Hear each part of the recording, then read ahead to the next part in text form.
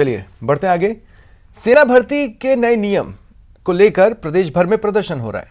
कुछ तस्वीरें आपको दिखाते हैं। 3 शहरों की तस्वीरें। पहली भरतपुर की। आक्रोशित युवाओं ने रेलवे ट्रैक जाम किया, पत्थरबाजी भी हुई, एक पुलिसकर्मी घायल हुए हैं। युवकों को खदेड़ने के लिए पुलिस ने आंसू गैस के गोले दागे। दूसरी तस्वीर सीकर की, जहां एसएफआई के कार्यकर्ता सेना के नए योजना के विरोध में सड़कों पर उतरे। प्रदर्शन कर रहे आक्रोशित छात्रों को खदेड़ने के लिए पुलिस को बल प्रयोग करना पड़ा। तीसरी तस्वीर झुंझुनू की, पुलिस और प्रदर्शनकारियों में झड़प हुई।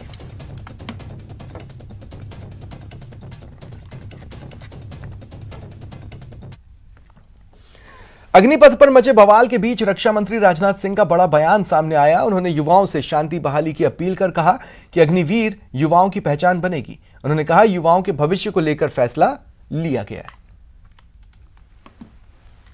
द्वारा घोषित की गई अग्निपथ योजना भारत के नौजवानों को देश की रक्षा व्यवस्था से जुड़ने और देश की सेवा करने का एक सुनहरा अवसर देता है। अग्निवीर हूं, यह उनकी ताजिंदगी के लिए पहचान बन जाती है। पिछले 2 साल से सेना में भर्ती की प्रक्रिया न होने के कारण बहुत से नौजवानों को सेना में भर्ती होने का अवसर नहीं मिला। यह सच्चाई है।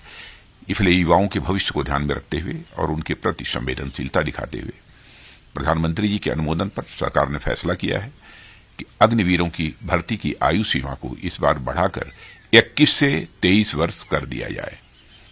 यह वन टाइम रिलैक्सेशन दिया गया है।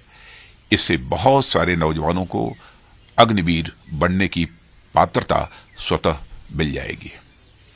और मैं यह भी कहना चाहता हूं कि भर्ती प्रक्रिया कुछ ही दिनों में प्रारंभ होने जा रही है। मैं सभी नौजवानों से अपील करता हूं कि सेना में भर्ती होने की वह तैयारी करें और इसका पूरा लाभ उठाएं। बीजेपी प्रवक्ता और सांसद राज्यवर्धन सिंह ने अग्निपथ योजना की तारीफ करते हुए कहा कि इससे फोर्स डायनेमिक होगी। उन्होंने विपक्ष पर आरोप लगाया कि विपक्ष सेना की काबिलियत पर सवाल उठा रहा है। राज्यवर्धन सिंह से बात की संवाददाता बाबूलाल धायल ने। भर्ती की अग्निपथ स्कीम शुरू हुई है। बीजेपी के नेता इसके पक्ष में बोल रहे हैं तो कई जगह से विरोध के सुर भी आ रहे हैं। हमारे साथ मौजूद हैं पूर्व केंद्रीय मंत्री, पूर्व सैनिक और वर्तमान में सांसद और राष्ट्रीय प्रवक्ता कर्नल राज्यवर्धन सिंह राठौड़। राठौड़ साहब, आप किस तरह से देख रहे हैं ये जो स्कीम लॉन्च की गई, इसके फायदे आपको क्या नजर आ रहे हैं? देखिए, सबसे पहले तो मैं कहना चाहूंगा कि इस देश के अंदर सबसे विश्वसनीय अगर कोई संस्था है तो बिना किसी झिझक के हर व्यक्ति बोलता है भारतीय सेना। इस देश के अंदर पिछले 8 साल के अंदर प्रधानमंत्री मोदी जी ने सबका विश्वास और भरोसा जीता है। भारत की सेना ने पिछले 2 साल लगातार अध्ययन करके, खूब चर्चा करके ये योजना लेकर आए हैं। तो अब मुझे बताइए, ये विपक्ष क्या भारतीय सेना पे प्रश्न उठा रहा है? भारतीय सेना की जो काबिलियत है सोचने की, प्लानिंग की, योजना बनाने की, आगे की भविष्य की तैयारी की, उसके ऊपर विपक्ष प्रश्न चिन्ह उठा रहा है। 2 दिन हुए नहीं है योजना को अनाउंस हुए हुए और उसके योजना के खिलाफ भड़काऊ बयान आ रहे हैं मुख्यमंत्री के। कमाल है। किस तरह के लोग हैं और किस देश में रह रहे हैं और किस देश का नमक खा रहे हैं ये लोग। अब मैं आपको योजना का बताता हूं।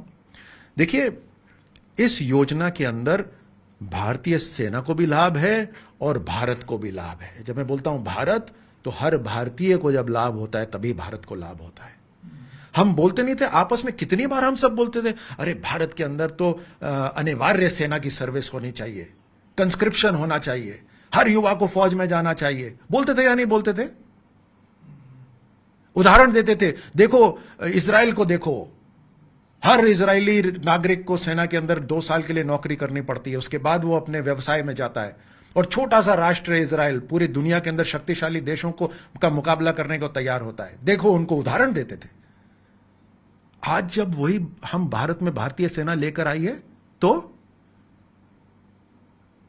4 वर्ष तक 17 साल से 24 साल, 17 से 24 कहीं किसी की नौकरी नहीं लगती है। यहां ट्रेनिंग मिलेगी उनको, जबरदस्त भारतीय सेना की ट्रेनिंग, एक छाप लगेगी भारतीय सेना की। पूरे जीवन भर वो छाप आपके साथ रहेगी कि भारत की रक्षा के लिए आप लड़े हो, भारतीय सेना ने आपको ट्रेन कराया। कोई मामूली कोई संस्था ने नहीं ट्रेन करा, राजीव गांधी फाउंडेशन ने नहीं ट्रेन करा, भारतीय सेना ने ट्रेन कराया और 4 साल तक ट्रेन कराया। ये काबिलियत लेकर, और उसके बाद 4 में से 1 व्यक्ति को वहां रखा जाएगा और उसको फिर आगे एक्सटेंशन मिलेगा 15 साल के लिए।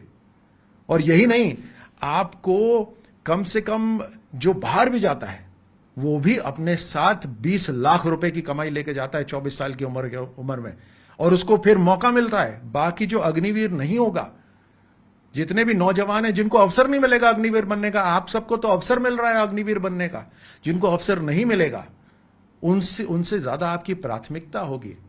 आप सीआरपीएफ, बीएसएफ, पुलिस, इन सब फोर्सेस में जाओगे। कॉर्पोरेट सेक्टर भी आपके सामने आपको जोड़ने की कोशिश करेगा, बट ये सारी सर्विसेज तो हैं। कई सारी स्टेट पुलिस सर्विसेज लेने को तैयार है, तो ये अवसर भी मिलेगा आपको। हायर स्टडी का भी मौका मिलेगा, और साथ में आपके पास आपका खुद का बैंक बैलेंस होगा, और साथ साथ आपको प्रेफरेंशियल लोन्स, अगर आप कोई व्यवसाय करना चाहते हैं तो उसके लिए प्रेफरेंशियल लोन भी मिलेगा। ये सारे बेनिफिट्स दिए जा रहे हैं, और ये तो लगातार प्रोसेस चलता रहेगा। भारत के अंदर आने वाले समय में 15 साल के बाद में हर गांव के अंदर 2 अग्निवीर होंगे कम से कम। आप देखिए क्या ताकत होगी भारत की उस समय, डिसिप्लिन फोर्स हर गांव के अंदर। और भारतीय सेना को बिल्कुल शानदार जो सेलेक्टेड जो जवान होंगे 4 साल की पूरी सेवा करने के बाद वो उनको मिलेंगे। और आज भारत की सेना की औसतन उम्र क्या है? 32 से 35 है। 32 से 35 यंग सेना नहीं मानी जाती। दूसरी दुनिया की जो सेना है वो यंगर है। यंगर मतलब मोर डायनेमिक, यंगर मतलब रिस्क लेने के लिए तैयार। कल मुझसे प्रश्न पूछा एक चैनल वाले ने, तो क्या 48 साल का व्यक्ति बूढ़ा हो गया? मैंने कहा भले ही बूढ़ा नहीं हुआ लेकिन रिस्क नहीं लेगा। अरे भारतीय सेना सिर्फ सजावट के लिए नहीं है, भारत की आखिरी वो दीवार है भारत की रक्षा करने के लिए। भारत की सेना नाम ले दिया तो दुश्मन परास्त। ये है भारतीय सेना, और उसके लिए लड़ने के लिए, मरने के लिए, मारने के लिए, काटने के लिए तैयार रहना पड़ता है। ऐसा व्यक्ति चाहिए जो बिना झिझक एकदम छलांग लगा दे दुश्मन के ऊपर। 48 साल का पहले सोचेगा मेरे बच्चे वहां पढ़ रहे हैं, मैं क्यों छलांग लगाऊं?